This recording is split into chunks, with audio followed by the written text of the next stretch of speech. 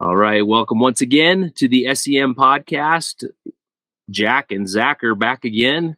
Today we're with the legend himself, the famous Ren Hardy. Ren Hardy, brother. What's up, guys? Good to see you. What part of the world you're calling from tonight? I live in Phoenix now. I live in a little town north of Phoenix called Carefree. It's a little horse town, I guess. Kind of eclectic. Nice. Yeah, it's filled with like rednecks, bikers, and then like hippies with crystals. You know what I mean? And which one of those are you? I'm what we call like I would call myself like a right-wing hippie, if that was a thing. Okay. Love to hear Probably it. the best description, right-wing hippie. Yeah. Awesome. I mean, times have changed, man. Well, it's good to have you on. We appreciate you taking time. I'm guessing from our conversation on the phone, you've been listening to the podcast and kind of got the essence of the format. We'll talk pre-mission, your decision to go on a mission, and then your reaction going to Scotland. Talk about life since then, after that, and then we'll go back to the mission. So you're up, Ren.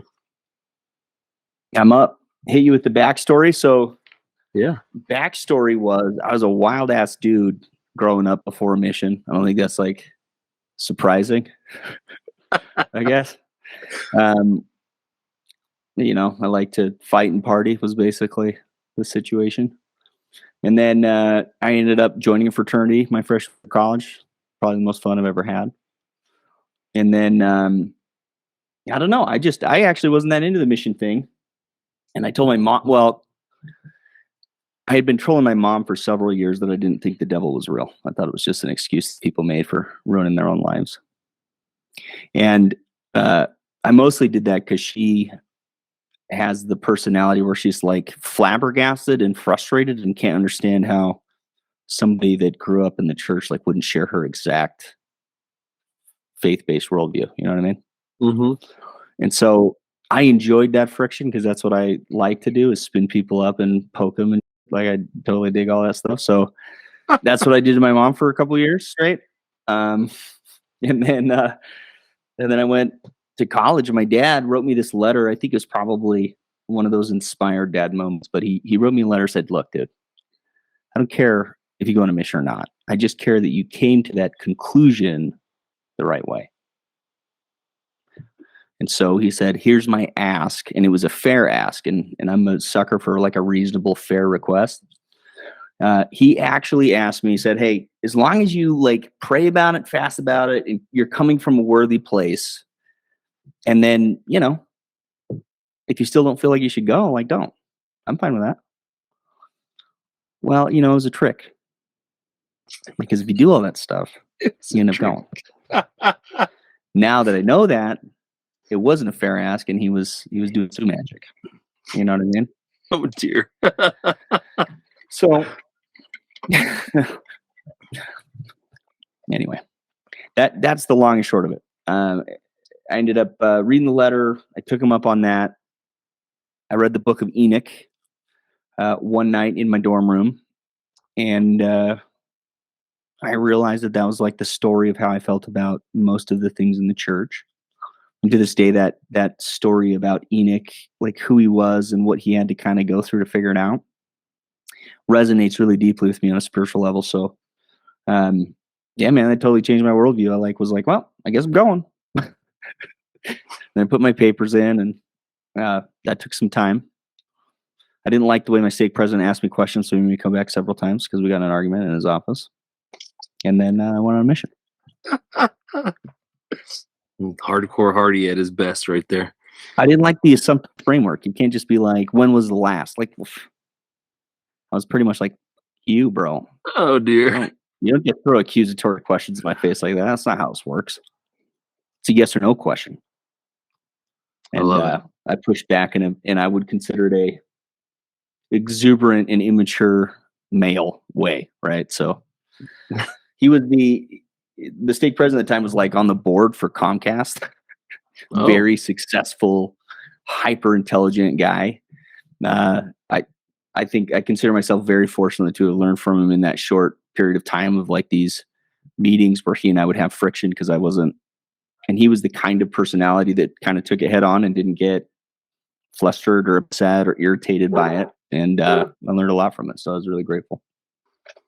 Interesting. And then what time frame wise, when did you enter the MTC? Remind us. October 4th, some year after 2014, I think. After 2014? Yeah, I think I graduated from high school in like 2014. No, you didn't. 2004? 2004. There you go. That one. 2004. And then I went on a mission like, I don't know, like 2005, 2006. Yeah, that's right. I didn't want to age myself. I was giving myself a 10-year bump. You guys just called it out on the carpet hard. So we don't interview people who are 2014 graduates. Yeah. You don't look for them. You don't look for them young missionaries coming home all like juiced up and those 2014s. Man, they're very much excited about the mission still. We have a plan to turn that over to some other young whippersnapper. That's right. Dude, I like talking to the young people, dude. I really dig it. Yeah. So right. Yeah. Anyway, I went on a mission. I struggled there. I struggled with the whole MTC thing. I met President Nelson there right after he'd married his new wife, or his then new wife after his other wife had passed away and deceased.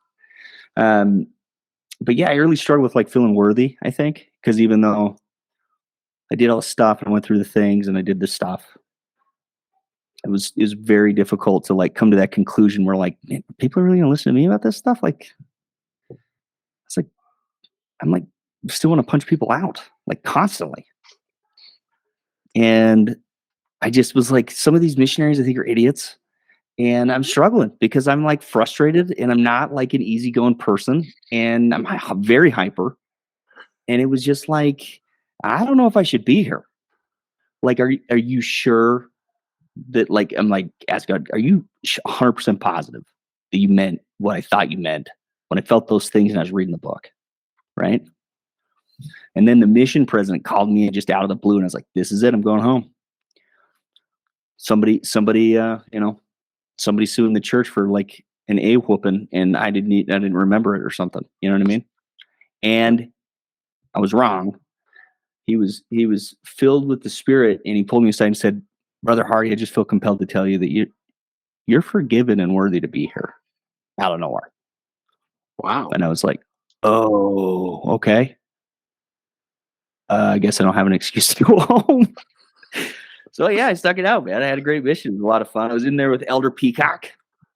And, he could sing and he could do all the Mormon stuff. And he had like this, mature testimony and understood what was going on. And I was just like, kind of like trying to stay under the radar a little bit. I love it.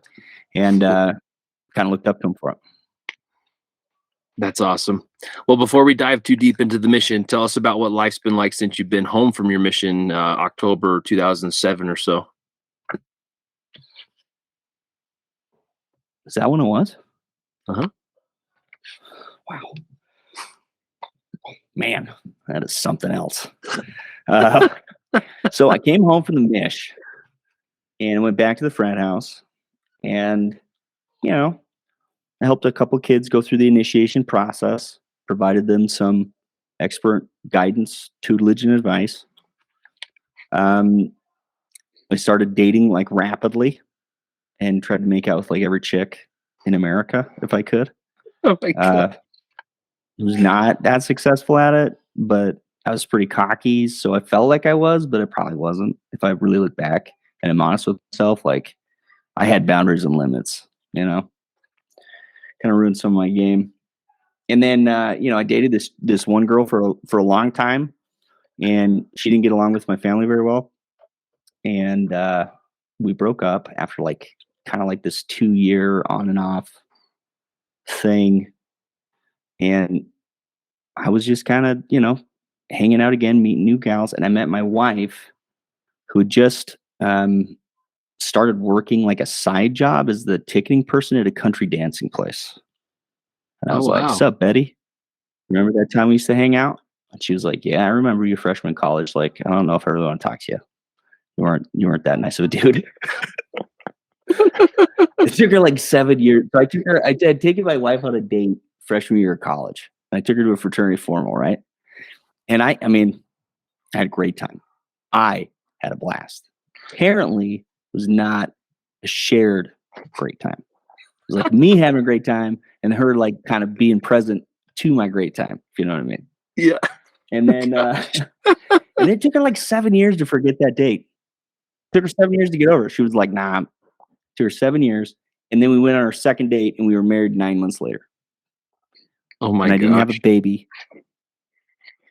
Okay. We just got married. It's normal.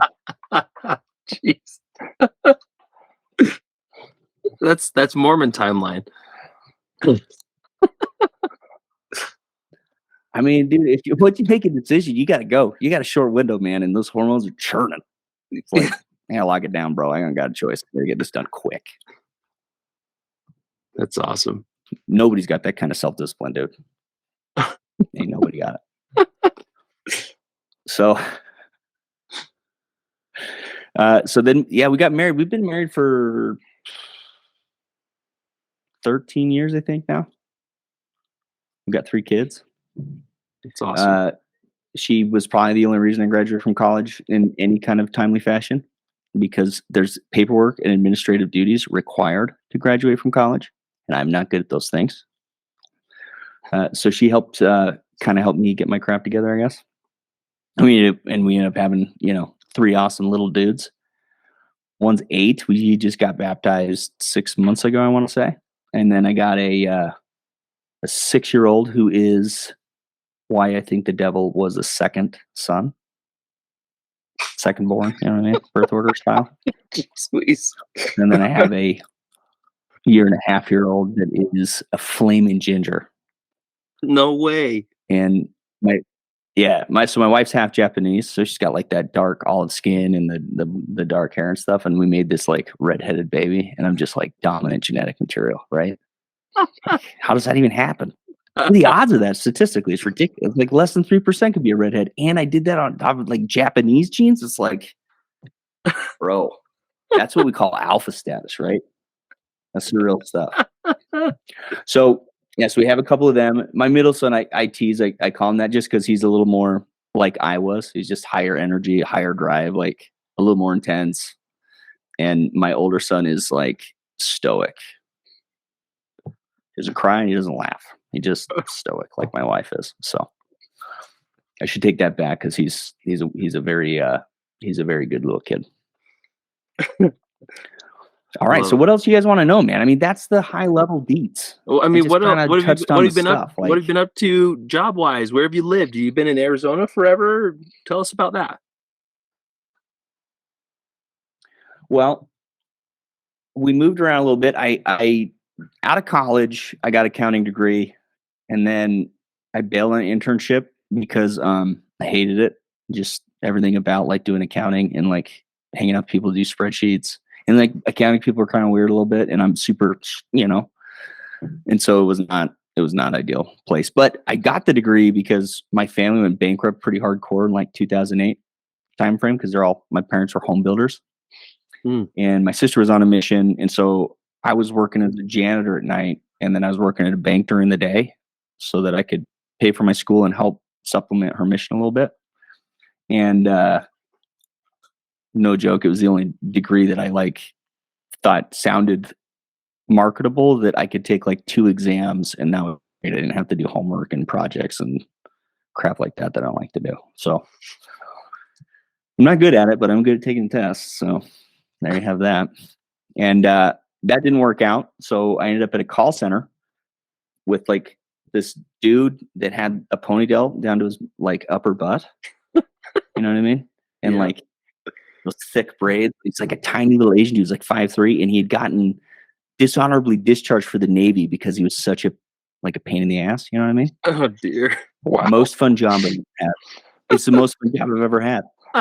Hanging out with just kind of like these scabby people, and they sounded like really ghetto, right? And then they'd get on the phone and be like, "Hey, Sherry, this is Mark giving you a call." I'm like, what happened? It was the wildest job I ever had, man. I loved it. Everything about it. Oh gosh. And then I needed a real job. So I started calling my fraternity buddies, and one of them was working at a place called Proof Point. And I ended up working over there as a BDR, which is the same as working in a call center. It's just, got more of a businessy title and a potential upside in there. Right. But it's the same.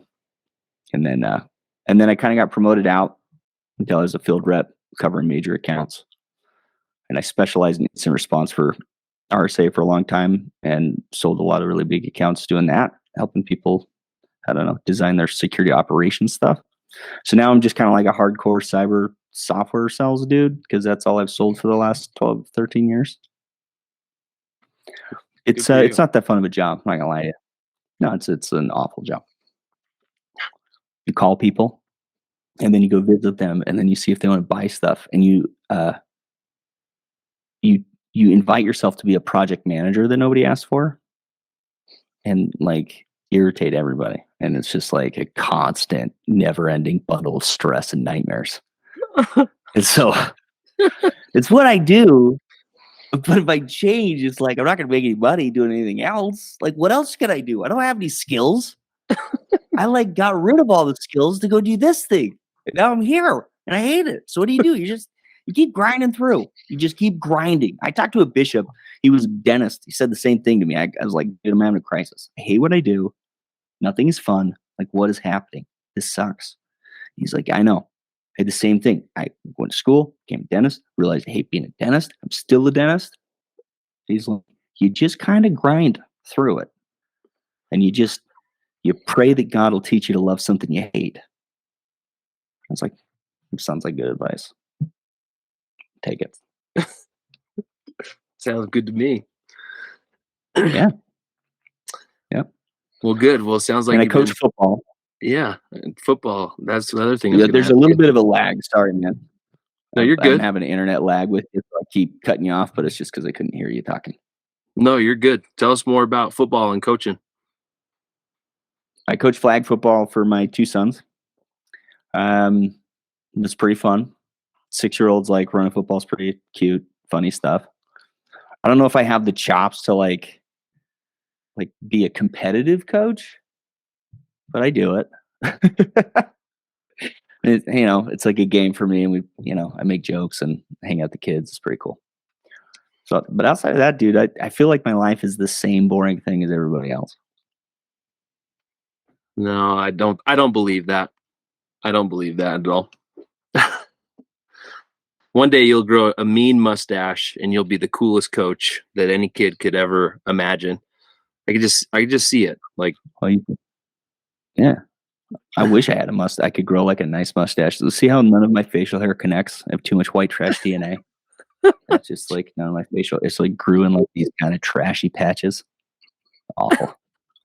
I've accepted it, but it's just, that's why you get married young when your stock's high, because your body shape changes, and then like you realize you don't go grow facial hair as you get older. You're just like, dude, whatever. Babe, I got married when my stock was my highest, and you're still getting hotter. This is crazy luck.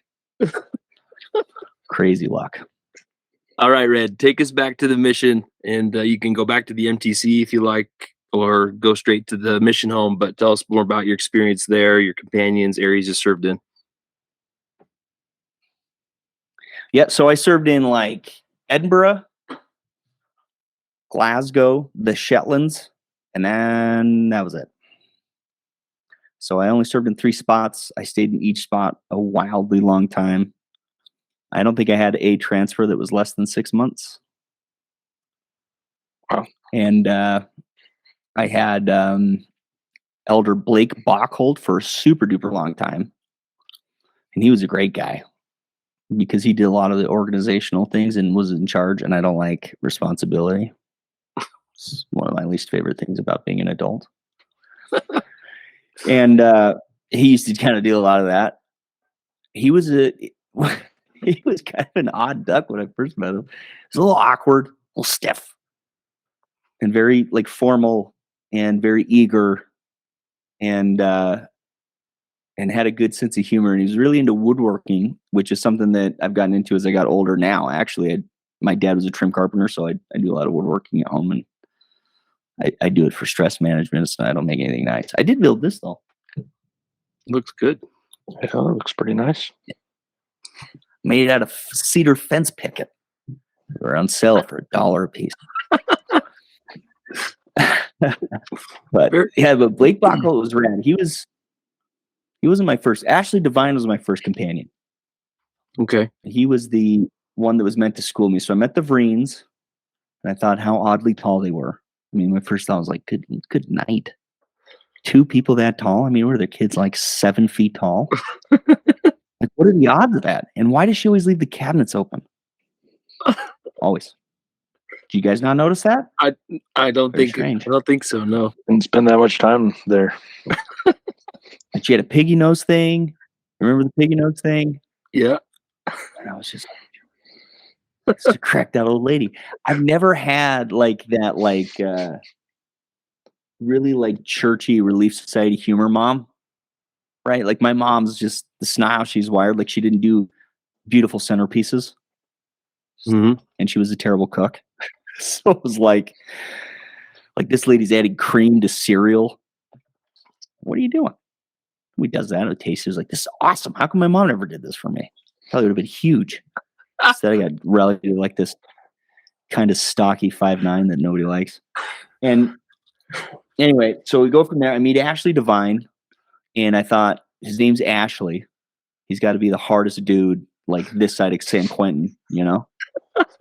And he was like kind of a chubby English dude that talked funny. And I'm like, and he's from Nottingham. And so there we are. And the first thing I do is jump on a train, and then we ride a boat across the channel instead of flying, because Ashley likes it and it saves, it's just a little cheaper, but it's like a 14-hour ferry, and the waters are rough. Yeah. Like people falling off their beds and stuff, kind of rough. All these huge swells. I'm sitting there going like, holy crap, dude, we're going to die. I'm not going to make it past like, we're not going to make it. Like it was just, and the water in that strait is super duper cold all year round. It's like way, way freezing. So even when fishermen go out to fish, they have to wear protective suits. So if they fall in, that they have, enough time before they get hypothermia for people to get them out. Yeah. And so, I was very uncomfortable on the boat, getting motion sick. It was awful. And he was having a blast. He's like, check it out outside. Look at the cool waves. This is so fun. What an adventure. Let's go check something else out. I'm like, no, I don't want to do any of those things. Why would I want to do any of those things? The boat's moving all over the place. There's probably a bunch of people like falling, puking. There's probably crap everywhere. I'm not going. I'm laying right here. Jeez. So what an experience to start off your mission. Oh my god! Right? It was just these insane waves in a boat. It was something. We got to the Shetlands, and I arrive in the middle of winter, so it's light out like 2 hours a day, right?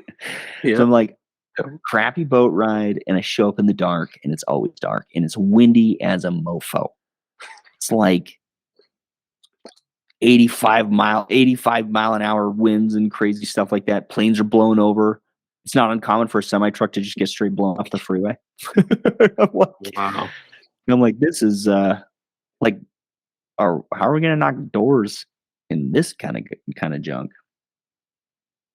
But we kind of did, and the whole island had been tracked out 100 times, and the only person that had been baptized in a very long time was this old sweet lady that had joined us from the Baptist church, and that like spun the whole island out, that they had lost this nice Baptist lady to the Mormons. So every door we knocked on was a little bit like, not that cool with you. and it was dark, and yeah, I mean, it was a wild experience. Driving on the wrong side of the road.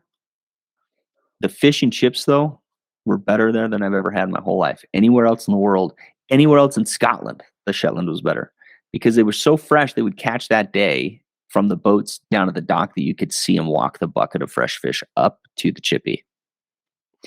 And then, Wow. and then at night, if you came by late, they knew they were going to have more fresh fish in the morning, so you'd get double portion for the regular price, because it was like, we got to get rid of the fish. We're going to get a whole new bunch of fresh fish in the morning. It's awesome. It does sound awesome. pretty good. Oh yeah, it was phenomenal. And then we had these cool families there in that ward because it was a branch. We had basically two really good priesthood holders there with good families. One guy that I don't know if he was like always the most active guy, but he loved to mow the lawn at the ward. And then, he's getting a little bit older. His body doesn't work right anymore, because that's what happens. Knees start giving out and whatnots. He slipped and fell, pushing the lawnmower, and that kind of offended some people. And offended him specifically, and he stopped coming to church for a while. We used to go visit that family quite a bit because he couldn't get over his hurt feelings of this calling job that he had of maintaining the church building. It gave him a purpose, and fulfillment was something he was not allowed to do for liability reasons, because he fell trying to mow the lawn. My gosh. And that is Scotland Mission. That's the Scotland Mission in an entire nutshell from one territory. That's everywhere you go to, there's somebody pissed about nonsense. Right? That's true. Everywhere you go to, there's some dude that was offended in 95 because somebody from the pulpit said something they didn't like during a fast and testimony meeting, and they're not coming back until they get a written apology. And the other dude is like, "Oh, he can go fucking surfing day. I ain't doing that." That's Scotland in a nutshell. And then you knock on a bunch of doors, and they're still pissed about a Protestant war that you have nothing to do with. Was that your experience? I mean, yeah, we ran into plenty of people that were not happy about one person. That one person that was still there, or at least maybe they were still there, right? And we were just like, okay, well, you could come back and try again. And of course, there was never that resolve, like you suggested. It's pretty crazy. Yeah. Tell us about the car wreck. Yeah. Oh, man, I don't even remember that very well anymore. Well, Divine shared about it, and he said it was pretty crazy. Well, I know, but I think for him it was crazy, but for me it was like, I don't know. I had put myself, like, after my mission, I put myself in a wheelchair for a while, racing mountain bikes, and I couldn't get up the stairs to my like crappy hovel of an apartment right next to the University of Utah. And my now wife happened to live in a place that was like a duplex and had like a wheelchair ramp that I could shimmy up and make it to a place to sleep and go to the bathroom, And so I slept on her couch for like 3 months until I could, wash my own armpits. And so I think it was like an English Patient love story, to be honest, where she was just like, this dude's pathetic, and I've just nursed this baby back to health. I'm gonna marry this thing I need to save and help. And I was like, yeah, I mean, you're way better looking than anybody I've hung out with, so obviously I'm gonna milk this, and we should totally get married, because this is the only time your standards are gonna be this low. And so we got married for that. Anyway, what I'm trying to get at is Divine thought it was crazy, and I was like, I don't know, felt like a normal car accident, and for an adrenaline freak, it just seemed like, well, flip a coin. This is the most righteous I'm ever going to be. I hope we end it now. My best shot of getting to the big show. Oh my gosh. Oh, right? Dear. Oh. I'm glad it didn't end. I'm glad it didn't end at that point. Didn't end there. Goodness. Well, I mean, it was kind of funny. I mean, if you look back, like, the car looked pretty hammered, all the airbags deployed, but we were fine. I mean, we walked out and I wasn't even sore the next day. Wow. It must have been divine, but the car looked hammered enough that you would have thought that somebody could have gotten hurt. And I think Mr. Divine, calling a man Ashley, is still a little uncomfortable for me.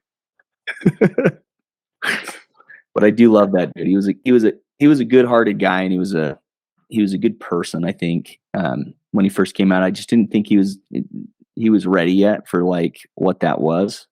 But I have just a tremendous amount of respect for what he did, like going home, coming back, going through all of that, and the kind of courage and fortitude and the kind of faith and commitment that is. I mean, I actually think it's harder in a lot of ways than to have gone through it the right way and not experience that like the cultural adversity and the personal friction and all of this stuff that goes with it, where it'd be easier to wipe your hands and walk away at that point sometimes than it is to come back and do the right thing. So Yeah.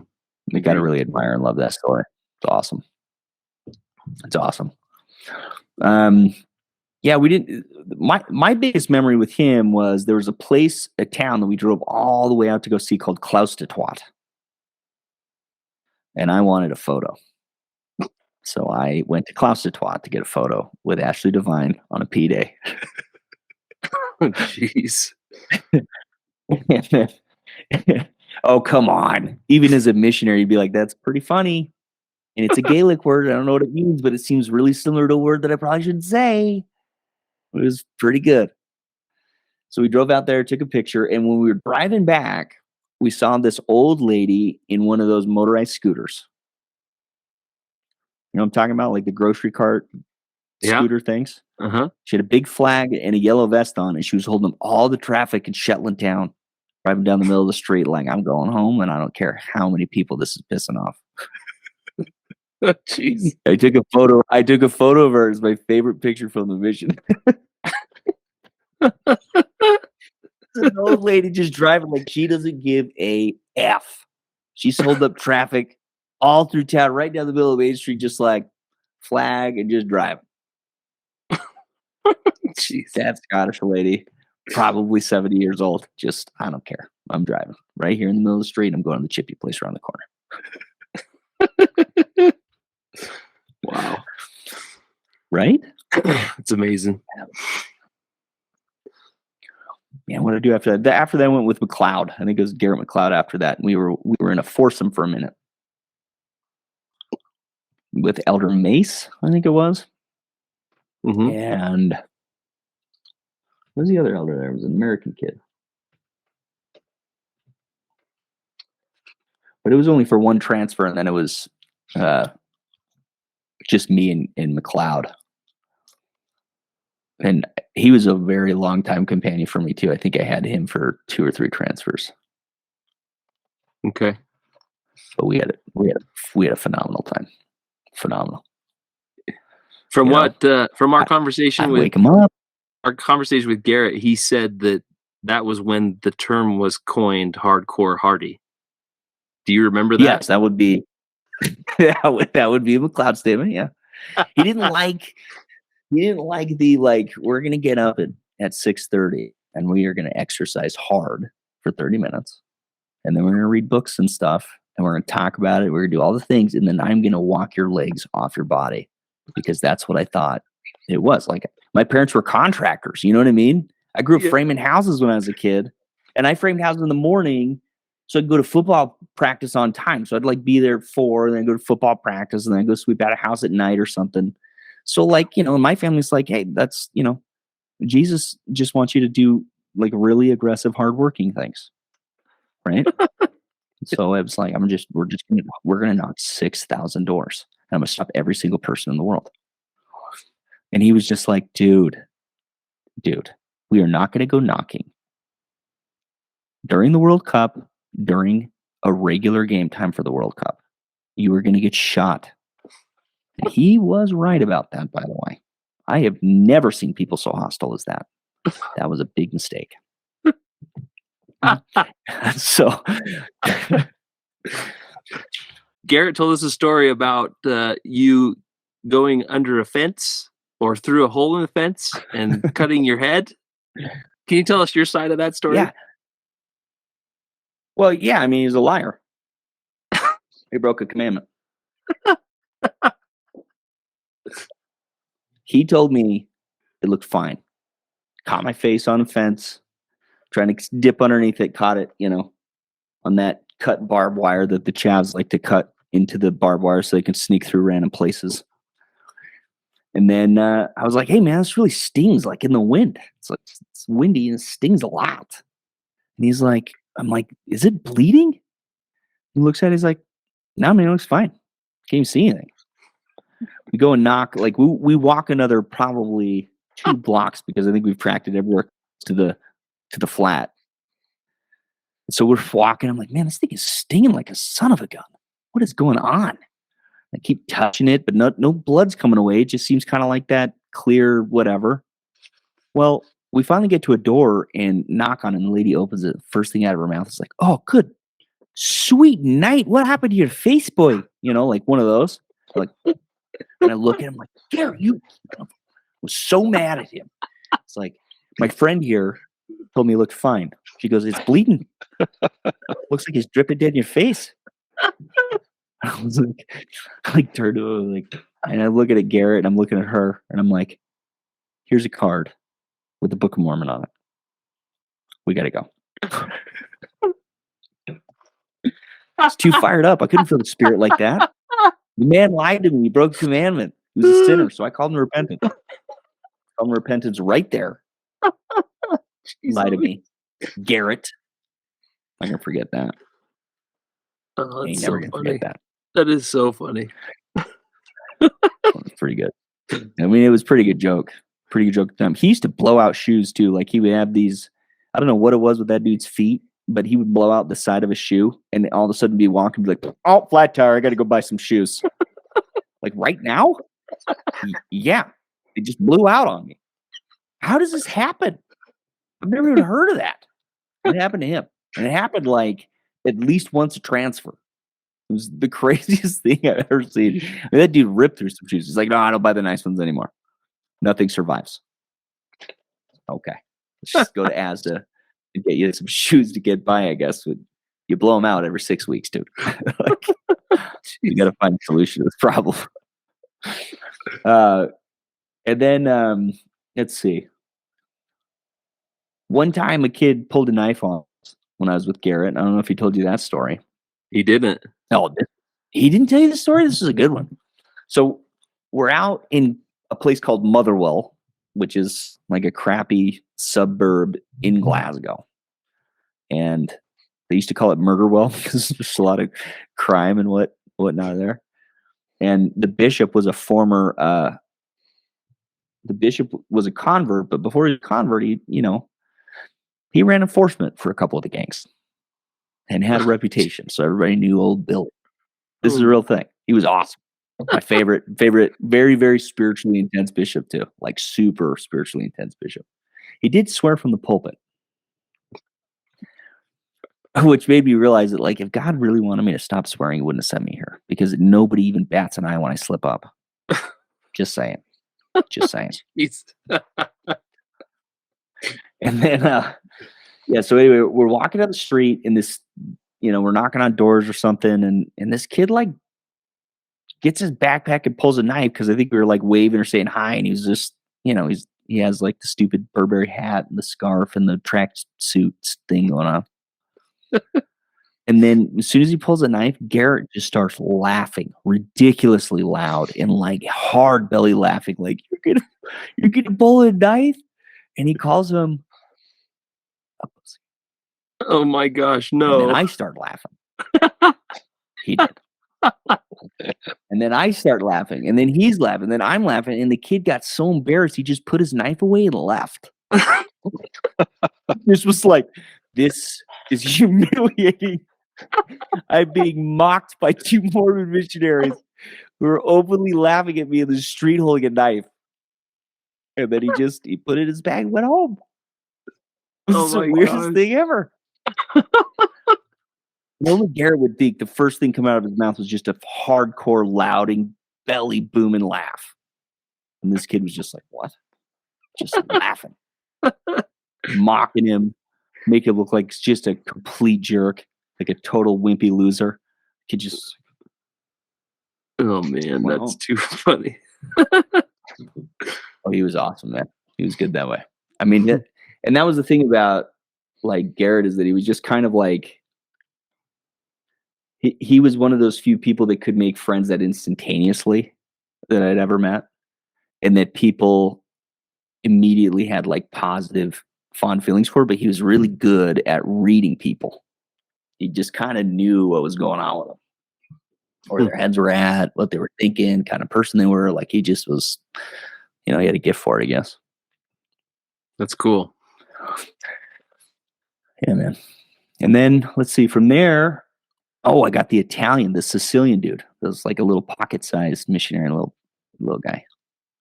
And he loved karate stuff. He was actually pretty athletic. Aurelio. That's right, Elder Aurelio. And he like was, I think I killed him. It was the end of his mission. And he was like, hardcore Hardy isn't hardcore enough for me. And so he and I were like constantly just like cool and then not cool, not cool. But he was pretty good teacher, and he was a pretty good missionary to have around because he was a lot more seasoned than me. And I had served with kind of two guys that hadn't been out that long. I mean, McLeod and I weren't that far apart when we got there. And so, he and I just kind of like got along great, but I didn't have when you serve with somebody at the end of their mission, they have all these other extra tricks in their bag, and they've learned a lot of unique lessons. Maybe they've developed some scriptural relationships around the stories and around the lessons that you didn't know about or something. And so I felt like I actually learned quite a bit from that guy. He was really good at the piano, and because he didn't have, he has like he had really small hands. You know what I mean? Like he just was he was not a big dude, but he could jam on a piano, and his hands were moving so fast. And he was, and he could sing and play the piano. I mean, he was a really musical guy. Like he was kind of a talented dude. And then I think he went home and was like, when he wrote me a couple times when he went home and showed me pictures of him going to the temple and, doing all the right hardcore stuff. And, I could say a lot of things about, the differences in personality and culture that come from a Sicilian, because, they're basically all criminals. And everybody else in the world. But you can't deny that dude had faith and a testimony, right? Like he was a real deal. He was a real deal missionary. Yep. Agreed. And then you and I hung out because, I was in your district, and you were serving with the weirdest dude ever. Like just the weirdest guy. I mean, that guy was a strange one, right? I mean, he's up there with Elder Money Strange, which Elder Money was spectrum-y. I mean, it's the most friendly. He was a little spectrum-y. Yeah. But your companion, I remember I had to stay there for a couple weeks. Remember those couple weeks we spent some time before I finally got my own little greenie to train. That's right. Teach. Mm-hmm. You had that. I had friction.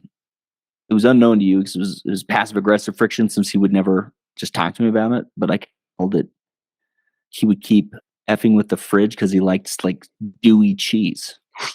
Like it was never cold enough. The cheese was always dewy. And I was just like, I'm going to kill this SOB if he does not cool this effing fridge off, because I'm not going to eat any more dewy cheese. He's ruining all the cheese. I remember vividly feeling like I pulled the fridge open and like, it's too fragrant because it's not cold enough. Jeez. You remember? You don't remember this? No, because you live like that. I would have completely lost my mind if I had to do that for more than 2 weeks. I'm pretty sure most of my food was in the freezer.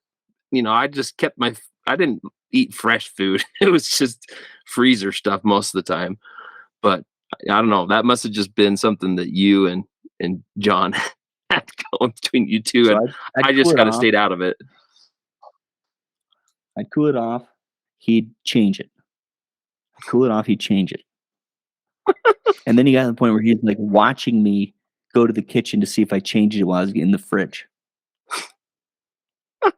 Jeez, I don't remember that. Absolutely. Yeah, crazy. Because you weren't part of the game of trying to keep a cold fridge. Yeah, that was a high friction point for me. Cold fridges. Look, man, everybody's got a picadillo. That was a very challenging period of time. Okay. Oh man. And then I got my my greenie, who was like good at everything, and people wanted him to perform at stuff because he could do all the instruments and the music things. He got to bring his cello, and he had this awesome story because he was an orphan. He got adopted by like a super awesome family, and his dad was a crusher.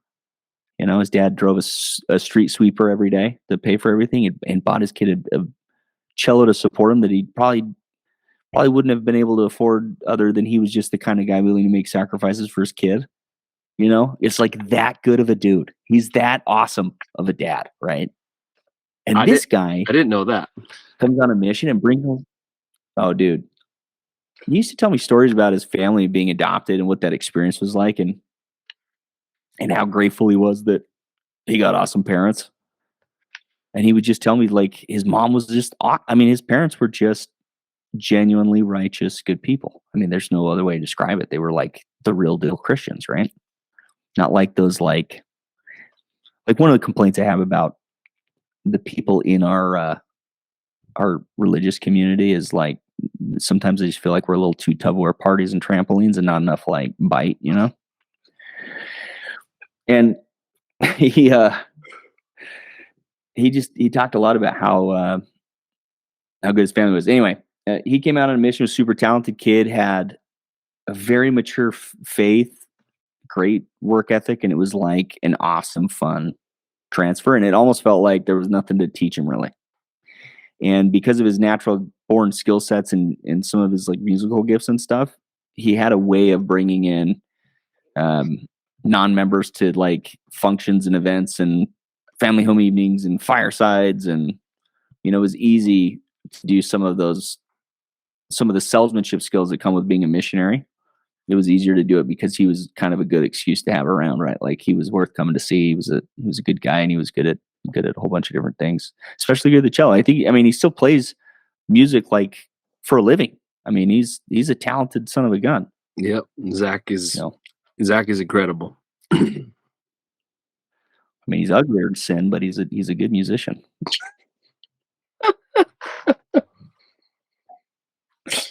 He'll appreciate that, I'm sure. Yeah, I love it. So then we went to, let's see, what happened after? So Motherwell, I finally got kicked out of Motherwell, I think, right about then. Did I? Yep. And then I went to Elder Blake Bockhold. And that started out a little bit rough at first because he was a weirdo and I was awesome. And sometimes weirdos and awesome just don't click. You know what I mean? It's not a huge deal, but like he's a little weird. So he and I would hang out, and we'd get our little dust up hackles and who gets to pick and do what. And then all of a sudden it like clicked, man. Like, we just kind of figured out how to work together, and it was really, really, really cool. We taught a lot of people. We had the unfortunate position of being zone leaders during that time, which is like the worst because you're basically like not. I would rather do the plain old missionary work. Like, that's what I liked doing. I didn't like dealing with other missionaries as much, if that makes sense. So to me, being a leader was like, I just want to go teach people stuff. I don't want to do this other stuff. I don't really like it, and I don't really like being in charge, and I don't like responsibility that much. So like, I'll just go do that thing where I like, you know, testify to people and get all the feel goods and like, you know, that stuff. Like, I want to do that stuff, but I don't want to deal with like missionary things and other missionaries and their crap. I could not be less interested in whatever issues they have about who threw away their honey, or, you know, whether or not they can wear big belts today. Like, I don't care. I came to do that thing. And if that's what you're going to do, like, you know, that's fine. But like, don't do it in my presence, because like, I have this responsibility. So I have to do it. But I don't even like it. And now you're making it worse because I have to do it. And so I'm irritated that we're having an exchange over whether or not you can wear a purple shirt. You know what I mean? What area were you guys Because in? I didn't want to have the discussion. Huh? Do you remember what area you guys were in? Most of it were in Edinburgh in the ward next to the mission hall. Oh, really? Okay. But I think we were in Glasgow too for a little bit. Because I think he came to me in, we were in Glasgow for a little bit first, then we went to Edinburgh together. Oh, wow. I stayed with Paco for like 9 months, dude. That's It seemed like half my mission. Yeah. We did a ladies' floor together. Like he used his carpenter skills and we installed her vinyl laminate flooring at no cost. And I thought to myself, like, there's got to be a rule somewhere that like draw a line on free service, like somewhere, right? Yes. Like if I could tell that somebody was loaded and they're just using the missionaries to move their crap because they're being cheap, I still get irritated. I'm like, dude, that's not the point. You're totally missing the point of the whole service thing. Like you don't need the service. You're being a cheap wad and it's irritating. Just pay somebody. Don't call that 60-year-old dude in the elders quorum to come help you. He's gonna throw his back out. You a-hole. Like move your own crap. You know what I mean? Jack and I had that experience. Like if you need it, yeah. When Jack and I served together in Peterhead, we moved an entire house by ourselves, basically. And we were told the elders quorum was coming, but nobody came. Nobody came. It was just you. That's right. Yep. Now, have you talked to Bachholt yet? I've reached out to him, but he's not. He has not said he wants to be on the podcast just yet. So it's open to him, but he's not quite for it. Did you call him any names or like shame him in any way? No, because I don't have a relationship with him like you do. Maybe you should call him. I'd say that to anybody that said no to me. Maybe I should call him right now. What are you doing, man? I haven't talked to him actually in years. I'd have to call him up, kind of feel him out, see if he's like cool or if he's like, going Scottish sensitive or like what's going on before I could poke him. Jeez. Yep. That's probably how I have to go. But yeah, he was a good missionary, man. We had a good time. We had this moment where like we agreed to help the elders quorum do a soccer game and they needed some refs. And they were playing like a all deaf team. And then they got into a fight with the deaf team and punches were thrown. And one of our elders quorum members like ran and like two-legged drop kicked this like big deaf guy in the chest. And he made the funniest sound I've ever heard. But as a missionary, so I was like, I can't laugh, but I don't know what to do. Right? And it was like a fist fight. So going like, oh man, do I jump in? Do I not jump in? Like, where do I stand on this thing? This is really hard. I've never had to. I should have made this decision before I got here. Why didn't I think it through? And then I was like, too much. And then I just ended up standing there making mental notes of all the different sounds that deaf people make in a fist fight. And it was the most fun ever.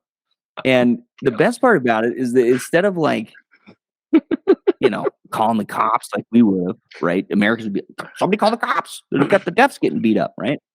But there, they finally broke it up, and then they just kind of were just like, all right, well, I think we're done here, and they just all went home. They just all went home. Dudes with bloody faces. They're like, it happens. Sometimes the games get out of control. I'm like, how'd you even know to get out of control? Though? Like I was yelling like derf and deep and all kinds of sounds. Like he wasn't even saying anything. Just was sounding like he's making like robot beeps and stuff.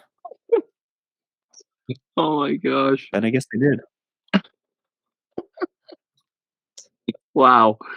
That was pretty wild. Bachel like got the car and just silence like, I don't even know what to say, man. Like how did that even what happened? It got out of control really quick. Oh goodness. And then there's this trio of sisters that we would always I think we met with them twice a week in the morning before they would go out for their day because they just could not get along in a threesome. And in the back of my mind, I'm going like, you can't put 3 women together. They're never going to get along. You have to keep women in even numbers because they have to pair and click. If you don't do that, it ruins the herd animal dynamics and it starts spinning them out. Everybody knows that. So why you put him in 3 is beyond me, but I don't know that he had a choice. And the one sister wouldn't wear deodorant. And that was like a whole thing that I had to get involved in. Jeez. And I was like, the white handbook says you have to wear deodorant. She's like, I don't wear it. It's killing me. It's got aluminums. And I was like, I don't think I care, man. You stink. And people don't really want to have you over the house if you stink. Okay, there's protocol, social etiquette. And right now, you're gross. You're a straight savage. You need to put on deodorant, you know? Gosh. And then she's like offended. And I'm going to go talk to the mission president about it. Please do. He's the one that told me to come talk to you. He's also said, if she wants to go home, I'm not going to talk her out of it. Right? Jeez. I message understood. I'm going to go ahead and high friction personalities do what they do. So that was another reason. Like being a Zone leader sucked, man. Being a regular missionary was where it's at. You get to go talk to people, you get to teach people. You don't have to do whether or not other missionaries get along with each other and stuff. It's true. That stuff was awful. Awful. Jeez. Awful. And then I'm sure hammer times come up. There was the hammer time period under the APs. So people got really fired up about that. I don't remember many of the details, but there's a whole thing about shirts and tie size and belt buckles. And too many games because apparently there was a slew of missionaries that were not working, but amassing and hoarding board games to play. I know that because I was zone leader and had to see a lot of those missionaries that were board gaming it up or going, running, being like, I got to get out of here, dude. This guy's bugging me. And they go like for a lone walk. And they're like, they call the zone leader, I lost my companion. Like, well, what'd you do? Like, how do you lose a whole human being? Jeez. You're an adult. You know what I mean? Well, I was taking a shower and he just ghosted. So what are you doing? I was in my apartment. Well, go find him. Like, what the hell? Jeez. Maybe you just needed a walk because you're irritating. You're irritating to me. I don't even remember who it was anymore. I can't even remember the missionary. Just remember the experience of being like, what the? Why are we talking about this? You even look? No? Son of a. Jeez. Crowd drove me nuts, dude. Nuts. I did not like that part of the job. I like teaching. But I don't know. You kind of get what you probably need, not what you want, right? I think that's the moral of the mission story. I got a lot of what I needed. Not a lot of what I wanted, but a lot of what I needed. So were you with Bachholt the rest of your mission? No, I went. So I ended up being his companion until he went home. Oh, wow. He was very emotional. I was probably his best friend. Right, let's be honest, his best friend. He's very emotional. And then when he went home, I was sent to Elder Money. Oh, yeah. Ryan Money. Yep. And he ate. I mean, just watching him eat food was like, what are you doing with your hands? Why do they operate like that? It's the wildest. We got in a fight one day because he like got a blister or something in his shoes. I'm not really sure that I understood. He mumbled sometimes, and he like stuffed the back of the shoe underneath his feet and would shuffle while he walked. And I could handle that for about a block, and then I snapped, and I was like, "Pick up your effing feet!" Oh my gosh! And he's like, my heels hurt. I got blisters, and I was like, I don't get. Pick them up. What I area can't were hear you the guys in? shuffling anymore. I'm gonna lose it. We're in Glasgow again, Like Julian Avenue? and then and he was like, I gotta go to the flat. I can't feel the spirit. It's too much conflict and contention. I'm like, you're making me contentious. Yeah. Then we went to the flat, and he just needed to just breathe it out because I was just too yelling at him, you know? Fair enough. Oh gosh. We go to members' houses, and he would tell stories about funny things, and I'm just like, what are you talking about?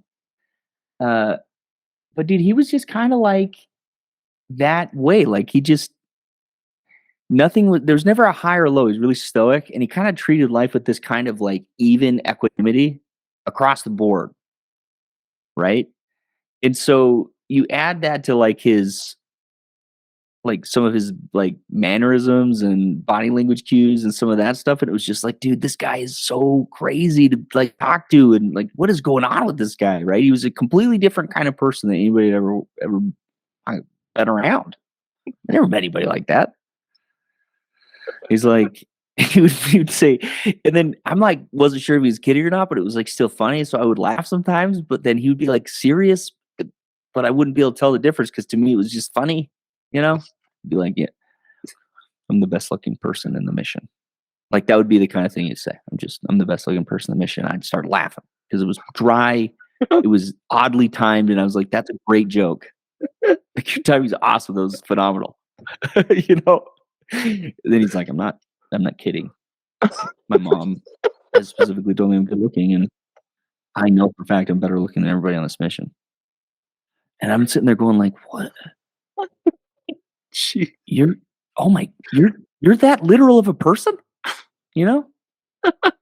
It's wild. It was a blast. It was something. We fell asleep on the bus coming home from a tracting day or something. I fell asleep on the bus. Correction. He did not. I fell asleep on the bus. And he just like didn't wake me up until the bus ended. We went to the end of the bus route. It's an hour and a half away from our flat. And I just snapped. Flipped out. And I was so pissed, like, what? How in the what is wrong with you? Are you just functionally retarded? Like, what the man? Like, dude, we're an hour and a half away. It's dark. We're not even gonna be back in time for our normal curfew. I'm gonna lose my mind. Jeez Louise. Dude, that was the kind of stuff, and that was like kind of what I remember. And then it was like, well, now you're going home. It's like, okay, so I'm ready. It's about time. Right? How long were you with Other Money? I think it was only with him like a transfer. I think it was only with him like a transfer, but it was something, man. I mean, at Bachel and I were traveling zone leaders too, so we got to see a bunch of different missionaries. That was kind of fun, but it was not that fun at the same time because when you're a traveling zone leader, it means that you're just dealing with other missionaries. You're not really teaching that transfer, right? You're not doing as much of the normal missionary stuff. Yeah. I just never dug that stuff as much. Yeah. It just was like, oh man, I gotta go hang out with these guys.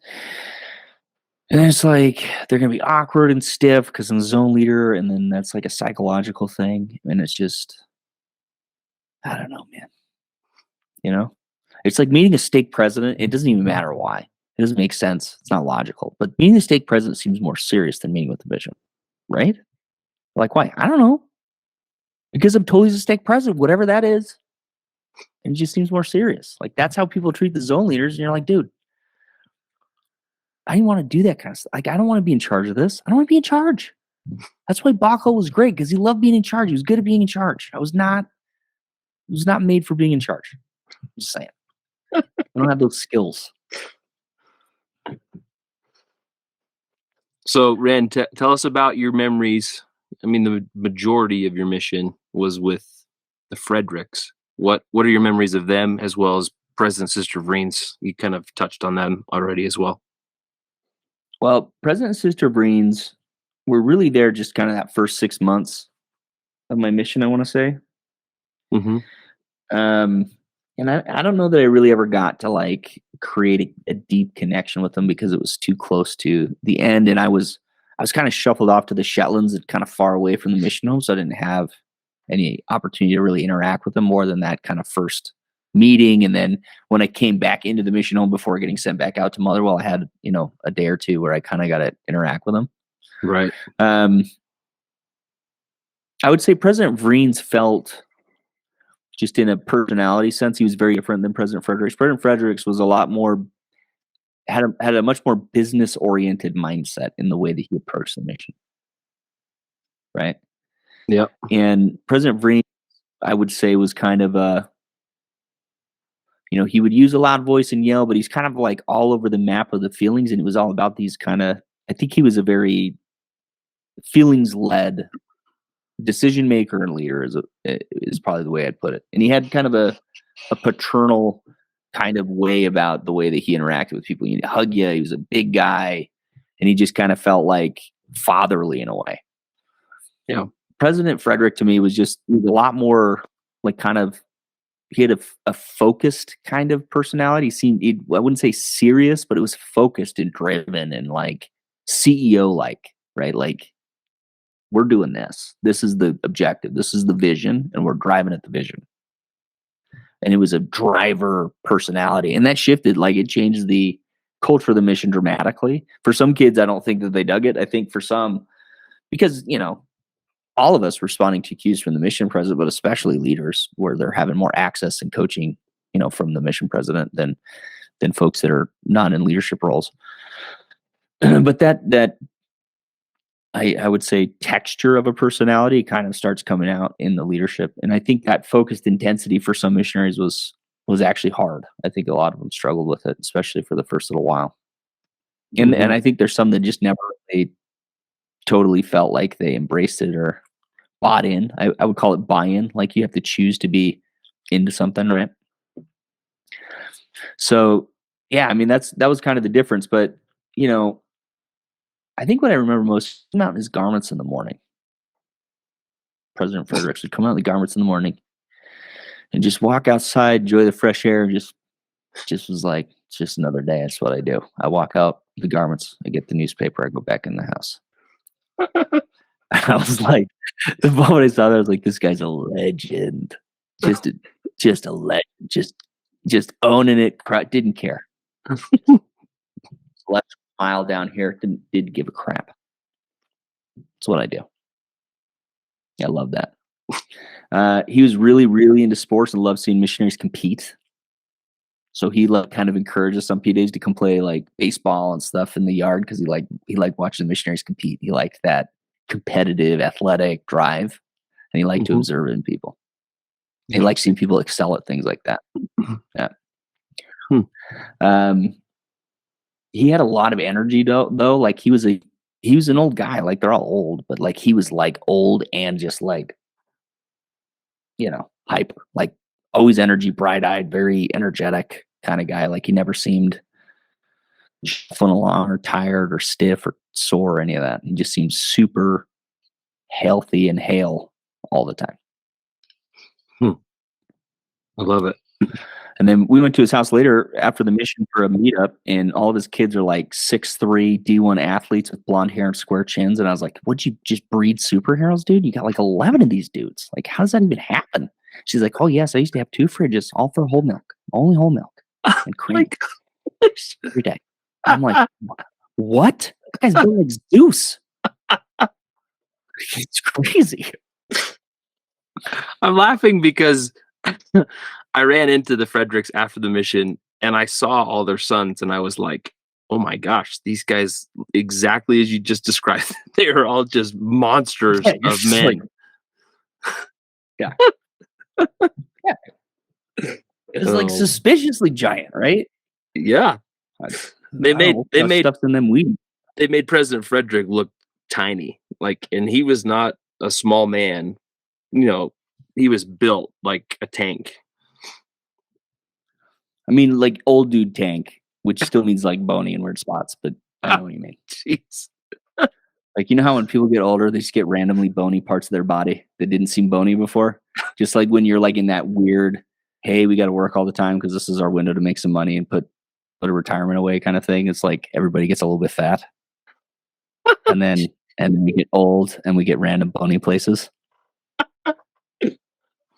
Like their elbows? Like their shoulders and elbows and like, the hip, like a hip bone sticking out. Jeez. What happened to that guy? Oh, he's getting old. Starting to show us chicken wings, man. We don't know. It's just what happens. Oh, man. Well, Ren, man, I haven't stopped laughing the whole time we've been talking. Is there anybody else, as we're continuing in our conversations, that you want to call out that needs to be on the podcast in the future? Have you gotten Martin on? Yeah, he's been on. Oh, yeah, that's right. I actually have his downloaded. I was going to listen to it on my flight today. That's why he was on your mind. You talked to McLeod. I know. That's probably why, actually. It's like, oh, man, that was a good one. Yeah, I don't know. Bjorka was always an interesting guy. Yeah.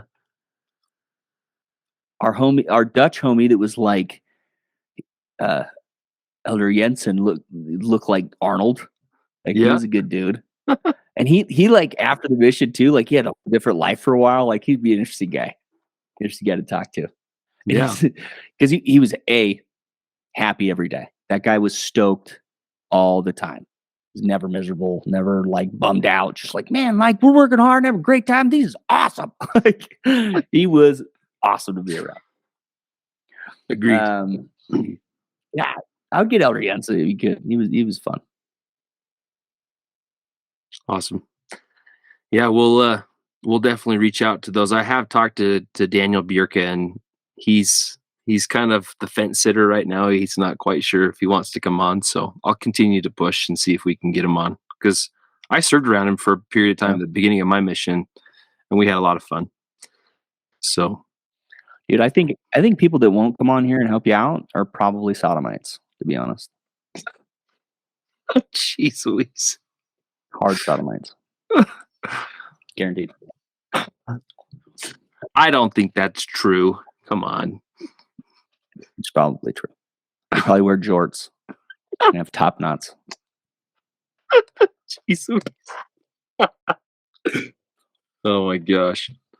Well, Ren, thank you for coming on and spending time with us tonight. And I know that those that listen will just love being back in the presence of Ren Hardy for an hour and 20 minutes or so. It's been great. Right on, man. All right, brother. Thanks, guys. Appreciate Love you. Have a good one. Bye.